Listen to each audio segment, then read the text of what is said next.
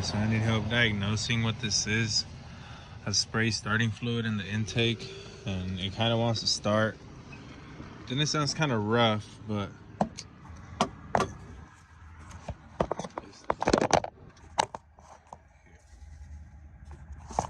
see. Okay, go ahead and crank it.